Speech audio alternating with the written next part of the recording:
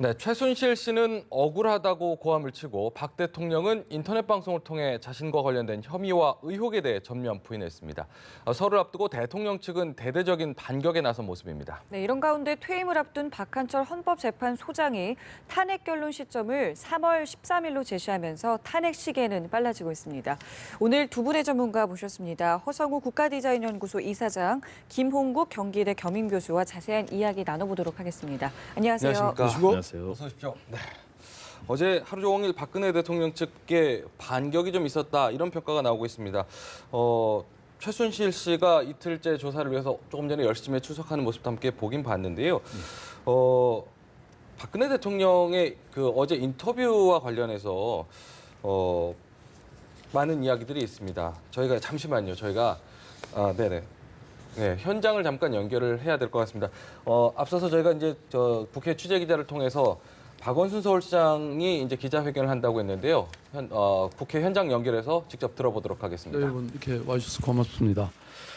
저는 이번 대선에 출마하지 않기로 했습니다. 저희 결정은 정권 교체에 대한 국민들의 열망과 염원, 기대, 그리고 저의 역할에 대한 깊은 고민을 한 끝에 내린 것입니다. 그동안 대한민국을 새롭게 바꾸겠다는 열망으로 열심히 노력했지만 국민의 마음을 사지 못했습니다. 성찰과 단련의 계기로 삼겠습니다. 비록 후보로서의 길은 좁지만 앞으로 국민의 염원인 정권 교체를 위해서 더불어민주당의 당원으로서 제가 할 수 있는 모든 노력을 다할 것입니다. 또한 정권 교체 이후 민주개혁 세력의 단결을 통해 새로운 정부가 성공할 수 있도록 최대한 노력할 것입니다. 저는 다시 시민 속으로 들어가겠습니다. 서울시장으로서 서울을 안전하고 시민들이 행복한 세계 최고의 글로벌 도시로 만들어 나가겠습니다. 그동안 전국에서 저에게 열렬한 지지와 성원을 보내주신 모든 분들에게 진심으로 안타깝고 죄송하고 그리고 감사하다는 말씀을 드립니다. 감사합니다.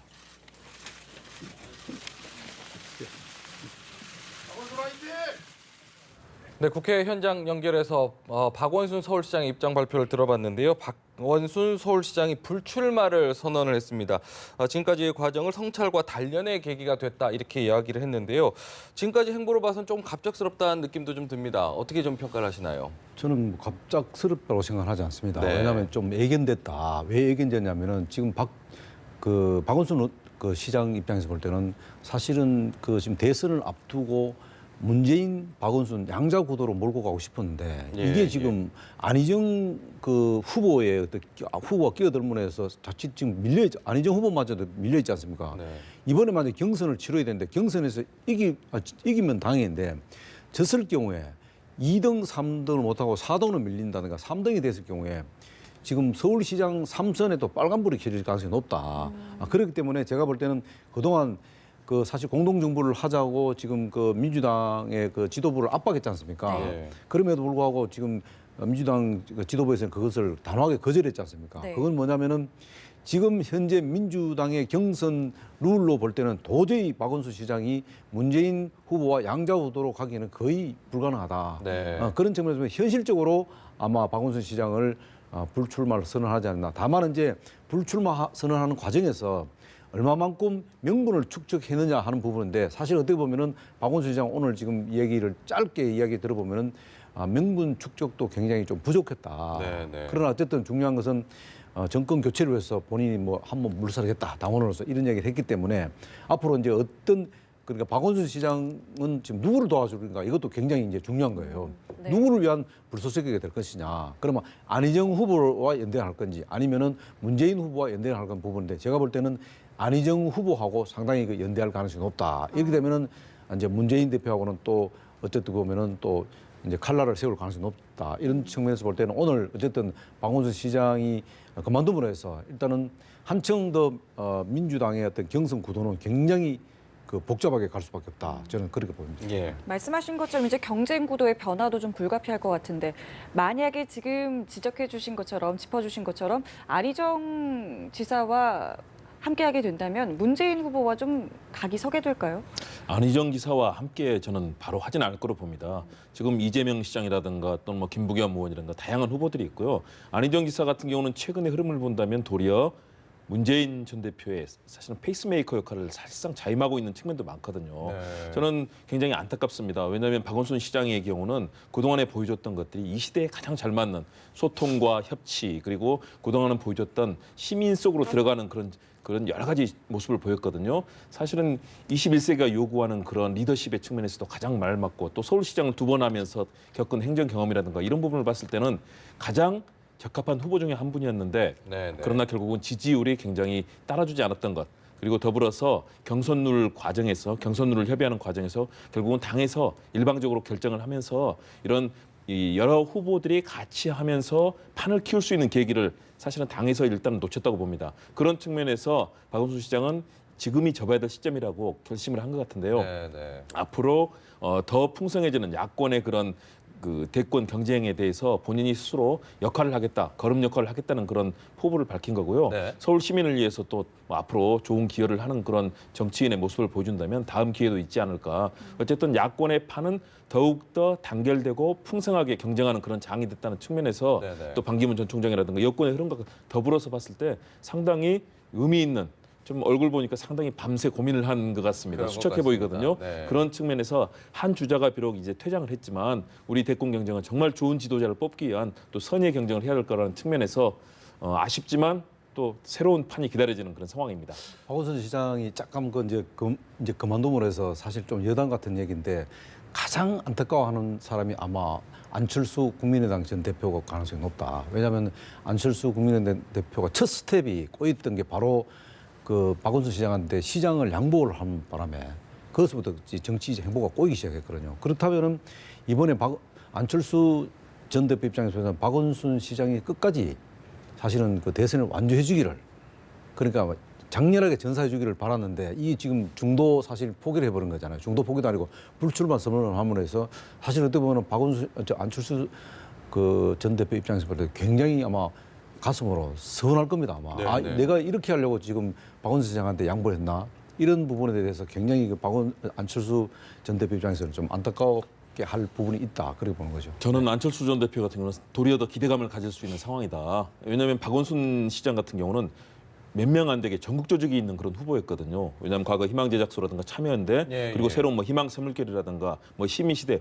굉장히 큰 이 방범위한 조직이 있는 그리고 또 대중적 인지도가 높지 않습니까? 박원순 시장이 누구를 앞으로 손들어 주냐에 따라서는 판이 크게 바뀔 수 있습니다. 그리고 안철수 전 대표 비록 당 밖에 있지만 박원순 시장이 지난번에 양보를 해줬기 때문에 이번에 정말로 안철수 전 대표를 밀어줄 수도 있거든요. 만일 그렇다면 더불어민주당 내부가 분열이 되면서 안철수 전 대표가 힘을 받게 된다. 그렇다면 도리어 제3지대의 판이 커지면서 문재인 전 대표에 맞설 수 있는 그런 역량도 가질 수 있기 때문에 저는 앞으로 대선 판도에 박원순 시장이 어떤 역할을 해주냐에 따라서는 큰 변화가 이루어질 수 있는 정말 역할이 도리어 더 커지고 기대감도 받는 상황이 됐다. 네. 대신에 본인이 이제 서울시장 역할을 잘 하시는 것도 중요하겠죠. 네, 두 분의 입장이 확실히 갈리는군요. 한 가지만 더 궁금한 게 사실은 그 박원순 서울시장이 그 김부겸 의원하고 같이 이렇게 좀 공동 경선을 네. 주장하면서 약간 경선 룰과 관련해서 좀 삐그덕대는 모습들이 좀 있었거든요. 네네. 이러다 보면 사실은 뭐 경선 룰 협상과 관련해서 김부겸 의원이 주장했던 부분은 조금 이렇게 좀 입지가 좀 좁아질 듯한 느낌도 좀 드는데 좀 어떻게 될까요? 그래서 이제 공동 전선을 펴려고 했는데 어쨌든 그 민주당 당 지도 단호하게 거절했기 때문에 예. 이렇게 되면은 지금 김부겸 의원마저도 지금 불출마 선언을 할 가능성이 높다. 왜냐하면은 사실 그 경선에서 참여해서 본인의 인지도를 높이고 하는 그런 부분은 뭐 긍정적인 측면이 있겠습니다만은 네. 대신에 이게 3등을 했을 경우에 4등을 했을 경우에 치명타를 받을 수밖에 없다. 또 김부겸 의원은 어쨌든 지금 그 대구를 기반으로 해서 네. 야당의 어떤 그 주자로서 자리매김돼 있지만 실질적으로 지금 여론조사나 여러 가지 뭐 국민경선제 한다고 이미 정해졌지 않습니까? 그렇게 됐을 경우에 결국 여론의 향배가 가장 중요하다. 네, 네. 그랬을 때 김부겸 의원은 사실 그 3등하고 4등 차이가 너무 나기 때문에 아마 김부겸 의원도 불출마 선언으로 가지 않겠나 조심스럽게 지금 아마 박원순 시장 입장을 보면서 그런 갈 가능성이 높지 않겠나 저는 뭐 조심스럽게 또 생각해 봅니다. 저는 조금 다른데요. 역시 갈리는군요. 네, 김부겸 의원은 네. 불출마 선언 쉽게 하지 않을 겁니다. 왜냐하면 그동안 쌓아왔던 지역주의 극복이라든가 신화를 만들어 왔고요. 현재 지지율이라든가 이런 흐름은 이미 진행이 되고 있는 상황이거든요. 본인이 아직 젊습니다. 앞으로도 가능성이 있기 때문에 이번에 열심히 뛰어서 특히 이 동부 지역에 영남 지역에서 더구나 그 심장인 TK 지역에서 저런 정치력을 보여줬다는 거 많은 국민들에게 어쨌든 주목을 받고 있는 상황이거든요. 그렇기 때문에 이런 과정에서 도리어 이재명 시장이라든가 김부겸 의원 다시 말해서 문재인 전 대표와 반대서는 비문 진영이 새로운 활로를 모색할 수 있다. 그런 측면에서는 저는 김부겸 의원이 도리어 더 열심히 뛰면서 아마 이 판을 더 키우고 이 야권의 판을 더욱더 풍성하게 하는 그런 역할을 마지막까지 할 가능성이 높지 않을까 이런 생각을 해봅니다. 교수님 입장에 조금만 저는 반대 입장하는 게 왜 김부겸 의원, 저는 김부겸 의원 자체를 굉장히 야당의 아주 중요한 인적 자원이라고 생각합니다. 틀림없습니다. 근데 지금 문제는 뭐냐면 김부겸 의원이 지금 이재명 성남시장이나 안희정 지사나 문재인 대표를 삐집고 갈 수 있는 정책을 제대로 못 내놨어요, 지금. 네, 네. 그렇지 않습니까? 그 지금 오는 시간 동안 시간을 너무 많이 허비했어요. 왜냐하면 경선 룰에 너무 집착을 하다 보니까 시간을 다 놓쳐버렸어요. 그러다 보니까 그 틈 사이를 끼어 들어갈 수 있는 시간적 여유도 없고 또 정책 부분이라든가 이런 자신이 내세울 수 있는 후보로서의 어떤 그 분명한 가치관 이런 것들을 제대로 정립하고 국민들한테 각인을 못 시키기 때문에 정치는 현실이다. 현실이기 때문에 이런 지지율이 지금 거의 밑바닥에 와 있기 때문에 다시 여기서 모멘텀 할 수 있는 전환점을 할 수 있는 그런 상황을 만들기는 굉장히 좀 어렵다는 거죠. 그런 측면에서 제가 볼 때는 조금 어렵지 않겠나 그렇게 봅니다. 네. 네. 자, 이렇게 대선 주자들의 움직임이 빨라져서일까요? 어제 박근혜 대통령이 인터넷 매체와 인터뷰를 하면서 자신의 혐의와 관련된 입장을 좀 이야기를 했는데 이걸 좀 어떻게 보셨는지 좀 먼저 여쭤볼게요. 뭐 일단 제가 볼 때는 뭐 대통령 입장에서는 방어권 차원에서 이야기를 했다고 보입니다.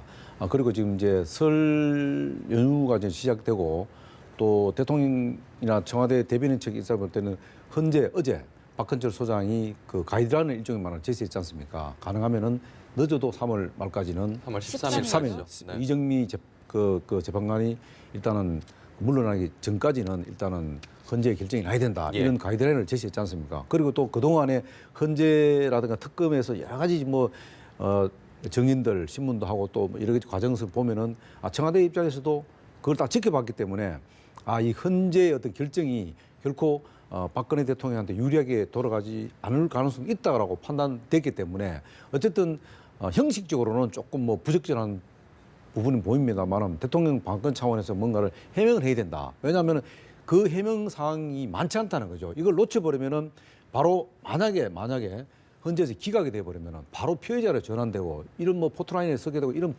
빨리 어떤 상황이 진행이 되기 때문에 대통령이 어떤 이런 지금 현재 지금 최순실 국정농단과 관련된 여러 가지 지금 제명 이와 관련해서 해명할 수 있는 시간이 많지 않다는 거죠.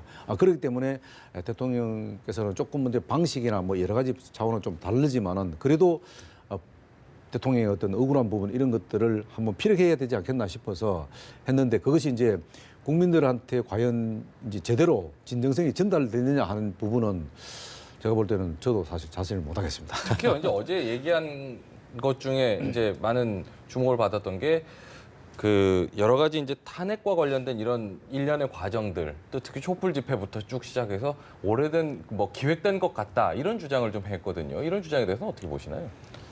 대통령의 지금 심정을 대변하고 있다고 봅니다. 그동안에 정말 나는 사심없이 국가를 위해서 일했고 개인적인 사익을 취하지 않았는데 이런 상황에 몰려있는 부분에 대해서 굉장히 억울한 마음을 갖고 있고요. 네. 그래서 검찰 조사, 특검 조사에 대해서 1월 1일 신년 간담회 때 엮인 것이다 얘기를 했는데 어제도 또 그런 얘기를 했습니다. 같은 맥락의 엮인 이야기죠. 것이다라는 표현이 다시 한번 나왔고요.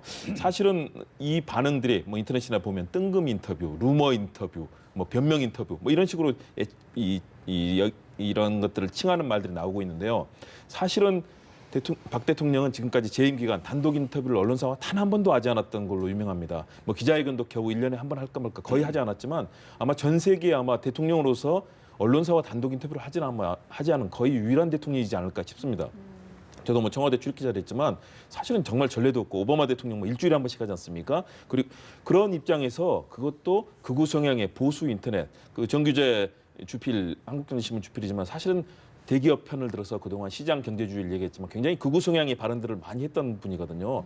그런 매체랑 우리나라에 청와대를 출입하는 엄청난 매체와 많은 곳들인데도 불구하고 재임 기간 단 한 번도 만나지 않았던 대통령이 마지막 자기의 방어 수단으로 그것도 아주 편협한 인터넷 매체랑 같이 이 기획된 인터뷰를 했다는 거. 그리고 거기서 나온 내용도 그동안 나왔던 내용을 에 대해서는 제대로 얘기를 하지 않았습니다. 국가의 기밀 유출이 어떻게 된 것인지 사실은 이 함께 있었던 청와대 수석이라든가 많은 비서관들이 증언하고 있는 내용에 대해서 단 한마디 제대로 변명하지도 않고 다 기획되고 거짓말이다 이렇게 얘기를 했고요. 거의 루머성 질문으로 루머들을 확인시켜주는 그런 정규재 주필이 그런 질문을 어제 계속 진행했거든요. 네. 사실은 인터뷰라고도 볼 수 없는 수준의 그런 이 내용들이 계속 진행이 됐는데요. 그 내용 전체가 국민들이 알고 싶어하는 내용으로 하는 것이 아니라 마지막에 이제 헌재 결정과 특검 결정들이 거의 막바지로 오기 때문에 여기에 대해서 본인의 지지세를 결합하고 마지막에 내 얘기를 전달하고 싶다는 그런 생각이 너무나 눈에 보였습니다. 그런 측면에서 저는 너무나 안타까웠고 대통령이 마지막으로 정말 국민들께 앞으로 헌재 결정이 얼마 남지 않았다면 정말로 진솔하게 국민들께 그동안 있었던 과정도 설명을 하고 그래야 될 텐데 이렇게 여론전과 국민과의 대결로 마지막까지 가는 모습이 저는 참으로 안타깝게 어제 지켜봤습니다. 네. 뭐 대통령 입장에서는 뭐 지금 교수님 말씀대로 뭐 국민들과 뭐 대결하기 위해서 저런 거는 하는 건 아니다. 다만 좀 안타까운 것은 박근혜 대통령의 국정농단에 대한 그 어떤 상황 인식의 조금 우리 국민들하고는 조금 괴리가 있다는 느낌을 좀 받는 게요. 지금 이제 우리가 일반 국민들이 이제 최순실 씨 국정농단과 관련해서는 가장 일반 국민들 특히 이제 박근혜 대통령을 절대적인 지지층이라는 콘크리트 지지층마저도 사실은 조금 마음에서 벗어난 이유가 뭐냐면은 왜 비전문가인 일반 사실 강남에 있는 소위 말해 보통 아줌마의 이야기를 듣고 사실 국정과 관련해서 그것을 참고했느냐 하는 부분이거든요. 예를 들어서 뭐 지금 우리나라에 많은 지금 국정을 논할 수 있는 에이스들이 어마어마하게 인재들이 많은데도 불구하고 왜 저렇게 보통 아줌마, 보통보다도 좀 생각이 좀 다른 저런 비전문가 얘기를 듣고 결국 국정의 어떤 그 방향을 잡느냐 하는 부분이거든요. 그게 이제 가장 첫 번째 문제고 두 번째는 뭐냐면 지금 뭐 저부터 시작해서 다 자식이 있는 분들은 사실 대입 입시 과정을 처절하게 지금 겪었잖아요. 부모, 자식들 뭐 당사자는 당연하고 그럼에도 불구하고 그렇게 치열한 경쟁을 굳혀서 사실 좋은 대학을 어느 부분든지 좋은 대학 보내고 싶지 않겠어요? 그럼에도 불구하고 그렇게 돈 있고 빽이 있으니까 그냥 어떤 부정 입학하는 부분 이 두 가지 부분이거든요. 이 두 가지 부분에 다른 것은 뭐 다 차지하더라도 이 두 가지 부분에 대해서는 국민들이 잘 납득이 안 가는 부분이에요. 이 두 부분에 대해서 박근혜 대통령이 왜 국민들이 이 콘크리트 지층마저도 일단 금이 가느냐 하는 데에서 인식을 조금 제대로 좀 덜 하는 것 같아요. 그러다 보니까 지금 이제 교수님 말씀하신 대로 좀 형식이나 이런 것도 이 기자회견하는 특히 뭐 너무 또 편향된 얘기도 하시는데 뭐 그런 부분도 있습니다. 왜냐하면 정재규 이제 그 논설위원 같은 경우는 박정희 대통령 기념관 그 추진위원회 뭐 이사까지 됐죠. 그러니까 어떻게 보면은 박근혜 대통령 평소 스타일로 한 것 같아요. 자기하고 알고 친하고 편안한 사람하고 뭔가를 대화를 하고 싶은 거예요. 그래서 아마 이제 박규재 아마 정규재 이사 그 논설위원을 네네. 아마 선정하지 않았나. 다만 이제 내용에서도 좀 더 그동안에 사실 뭐 그 깜짝 그 기자들과 만난 부분도 있지 않습니까? 연초에. 그렇다면은 이제는 좀 더 한 발짝을 나와서 네네. 좀 더 약간 그 대통령 입장에서 통치와 관련해서 통치 철학과 관련해서 그다음에 통치 행위와 관련해서 좀 더 구체적으로 얘기를 왜 내가 통치를 하는 과정에서 이렇게 할 수밖에 없었다. 이 부분은 국민들이 평가를 해달라, 판단해달라. 이런 부분들은 좀 부족했고 다만 자꾸 이제 이게 전체적으로 어제 내용들이 보면은 대통령이 자꾸 변명하는 이런 네. 상황으로 쭉 보이지. 특히 이제 뭐 블랙리스트와 관련해서 모른다. 모를 수도 있죠. 모를 수도 있지만 그래도 어쨌든 그것은 최고 책임자가 결정할 부분이지 않겠나. 그건 국민들이 입장에서 그렇게 보는 거예요. 또 하나는 뭐냐면 강우병 시위하고 이 촛불 집회하고는 조금 성격이 다릅니다. 네. 물론 뭐 기획됐다고 할 수도 뭐 음모론 시각에서 보면 그럴 수 있겠죠. 그러나 그런 음모론 시각을 지금 박근혜 대통령이 논할 상황은 제가 볼 때는 좀 아니지 않냐. 그러나 어쨌든 전반적으로 박근혜 대통령 입장에서는 뭔가 좀 편안한 상태에서 누군가하고 자기의 입장을 좀 얘기하고 싶은 거죠. 그러나 어쨌든 제가 볼 때는 네. 박근혜 대통령 입장에서 볼 때는 최고 수위 입장에서 얘기했다고 저는 보는 거죠. 알겠습니다. 아까 의견이 갈렸던 거는 완전히 다르군요. 형식과 내용 면에서 좀 부적절한 부분이 있었다라는 부분에서는 뭐 공감하시는 부분이군요. 알겠습니다. 네, 보다 자세한 이야기는 이어지는 뉴스에서 다시 전해드리겠습니다. 오늘 함께 이야기 나눠주신 두 분 고맙습니다. 감사합니다.